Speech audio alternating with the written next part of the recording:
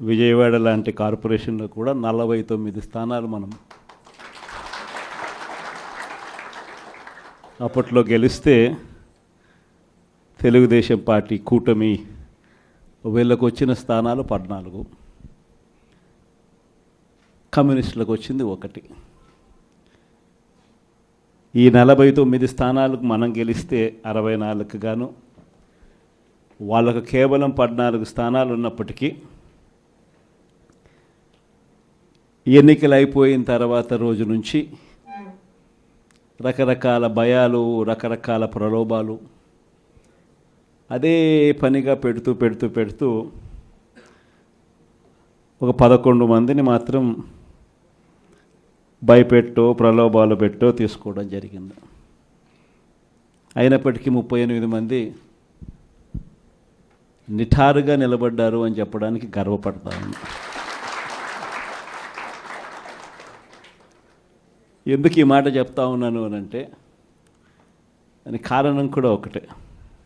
In fact ఏ corporation చూసుకున్నా, ఏ municipality చూసుకున్నా, రాష్ట్రంలో ఉన్న ఏ జెడ్పీటీసీ పరిధిలో ఉన్న ఏ మండలం తీసుకున్నా, అటు ఎంపీపీలైనా కానీ, అటు జెడ్పీటీసీలైనా కానీ, సర్పంచ్లైనా కూడా, ఏది తీసుకున్నా కూడా ఎన్నికలు అయిపోయిన తర్వాత 3 సంవత్సరాల తర్వాత లోకల్ బాడీ ఎన్నికలు జరిగితే అటువంటి ఎన్నికల్లో ఈ రకమైన రిజల్ట్స్తో రాష్ట్రమంతా క్లీన్ స్వీప్ చేసిన పరిస్థితి వైఎస్ఆర్సీపీ ప్రభుత్వం, మన ప్రభుత్వం. అంటే ప్రజల్లో ఏ రోజైనా కూడా తలెత్తుకొని పోగలిగాం. ప్రజలకు ఎన్నికల మేనిఫెస్టో అని చెప్పి ఏదైతే ఎన్నికల వేళ మనం ఏదైతే ఇచ్చామో, చూపించామో, ఏదైతే చూపించి మనం ఓట్లు అడిగామో, ఆ ఎన్నికల మేనిఫెస్టోలో 99% హామీలను నెరవేర్చి ప్రతి నెల ఏ పథకం అమలు చేస్తూ ఉన్నామో బడ్జెట్ ప్రవేశపెట్టే రోజే సంక్షేమానికి సంబంధించిన క్యాలెండర్ కూడా రిలీజ్ చేస్తూ, ఇదిగో ఈ నెల ఈ పథకం, ఇదిగో ఈ నెల ఈ పథకం, ఇదిగో ఈ నెల ఈ పథకం అంటూ క్రమం తప్పకుండా ప్రతి సంవత్సరం ఎక్కడా కూడా ప్రజలకు నష్టం జరగకుండా, ఇబ్బందులు పడకుండా, క్రమం తప్పకుండా ఇచ్చిన ప్రభుత్వం ఏదైనా ఉంది అని అంటే అది దేశ చరిత్రలో ఒక వైఎస్ఆర్సీపీ ప్రభుత్వం మాత్రమే అని చెప్తాను. వైఎస్ఆర్సీపీ అన్న పార్టీ నిజంగా ఒక విలువల కోసం నిలబడిన పార్టీ. నా దగ్గర నుంచి మొదలెడితే ప్రతి కార్యకర్త కూడా, ప్రతి గ్రామ స్థాయిలో ఉన్న కార్యకర్త కూడా కాలర్ ఎగిరేసుకొని ఇది నా పార్టీ అని చెప్పి గర్వంగా చెప్పుకునే, వాళ్ళకి ఏదైతే మనం చెప్పామో అది చేసి చూపించిన తర్వాతనే మనం ఓట్లు అడిగి గెలిచాము. కాబట్టి ప్రజల దగ్గర ఏ రోజు మన విలువ తగ్గల. కానీ ఎన్నికలైన 9 నెలలు కూడా తిరక్క మునిపే ఈరోజు ఏ తెలుగుదేశం పార్టీ కార్యకర్త కూడా గడప గడప అంటూ ప్రజల ఇళ్లకు వెళ్ళే పరిస్థితి ఏ ఒక్కరికి కూడా లేదు, ఎమ్మెల్యే దగ్గర నుంచి కార్యకర్త దాకా. కారణం, ఏ గడపకు వెళ్ళినా కూడా వీళ్ళు ఎన్నికలకు ముందు ఇచ్చిన వీళ్ళ మేనిఫెస్టో సూపర్ 6లు, సూపర్ 7లు ప్రజలు వీళ్ళకి ఇలా చూపించి, ఆ ఇంట్లో నుంచి ఒక చిన్న పిల్లాడు బయటకు వస్తాడు, నా 15,000 ఏమైంది అని అడుగుతాడు.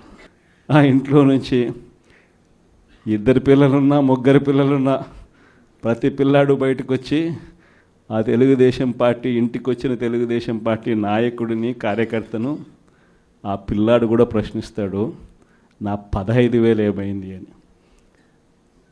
వీళ్ళింటికి పోయినప్పుడు ఆ పిల్లల తల్లులు ప్రశ్నిస్తారు, నా 18,000 ఏమైంది అని చెప్పి. 50 ఏళ్ళు నిండిన వాళ్ళు వచ్చి ప్రశ్నిస్తారు, నాకు 50 ఏళ్ళకే పెన్షన్ ఇస్తానన్నా నా 48,000 ఏమైంది అని చెప్పి. అదే ఇంట్లో 20 ఏళ్ళ పిల్లోడు,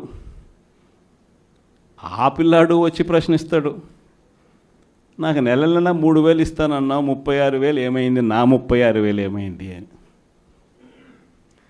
అదే ఇంట్లో బహుశా విజయవాడలో కొంచెం రైతులు తక్కువేమో కానీ కొంచెం గ్రామీణ ప్రాంతాలకు పోతే రైతులు కూడా కండువా వేసుకొని వచ్చే ప్రతి రైతు కూడా నా 20,000 సంగతి ఏమైంది అని అడుగుతాడు. ఇలా ఏ ఇంటికి వెళ్ళినా కూడా తెలుగుదేశం పార్టీ నాయకులకు కానీ కార్యకర్తలకు కానీ ప్రజలకు సమాధానం చెప్పుకోలేని పరిస్థితిలో వాళ్ళు ఉన్నారు. ఎన్నికలప్పుడు ఏదైతే మాట చెప్పాడో ఆ రోజేమో మేము చెయ్యకపోతే మా కాలర్ పట్టుకోండి అని అన్నాడు. మరి ఈరోజు ప్రజలు కాలర్ పట్టుకుంటారేమో అని చెప్పి భయపడి రెడ్ బుక్ రాజ్యాంగం నడుపుతూ ఉన్నారు. ఈరోజు ఏమంటా ఉన్నారు, ఎన్నికలు అయిపోయిన 9 నెలల తర్వాత ఈరోజు ఏమంటా ఉన్నారు, సంపద సృష్టించడం ఎట్టనో నా చెవిలో చెప్తే నేను తెలుసుకుంటాను అంటున్నాను. ఇది వాస్తవాలు. ఇదే మాటలు ఎన్నికలకు ముందు నేను చెప్పా, చంద్రబాబు నాయుడు నమ్మడం అంటే చంద్రముఖిని నిద్ర లేపడమే అని. ఇదే మాటలు నేను ఎన్నికలప్పుడు చెప్పిన, చంద్రబాబు నాయుడు నమ్మడం అంటే పులి నోట్లో తలబెట్టడమే అని చెప్పి. ఇదే మాటలే నేను చెప్పా మేనిఫెస్టో ప్రజెంటేషన్ చేసేటప్పుడు. ఇక్కడ ఇలా నిల్చుని ఇలా మేనిఫెస్టోని ఇలా చూపించా, మన మేనిఫెస్టోని ఇలా చూపిస్తూ వాళ్ళు చెప్పిన మేనిఫెస్టో హామీలను కూడా ఇలానే చూపిస్తూ చెప్పా. ఇది సాధ్యమయ్యేటివి కాదయ్యా చంద్రబాబు నాయుడు చెప్పేటివి. రాష్ట్రానికి సంబంధించిన బడ్జెట్ ఇది, మనం చేస్తూ ఉన్న బటన్లు నొక్కే కార్యక్రమం ఇది, దీనికే ఇంత డబ్బు ఖర్చు అవుతుంది. మరి చంద్రబాబు నాయుడు ఏమో 1,72,000 కోట్లు సంవత్సరానికి అయ్యే ప్రతిపాదనలు ఆయన చెప్తా ఉన్నాడు.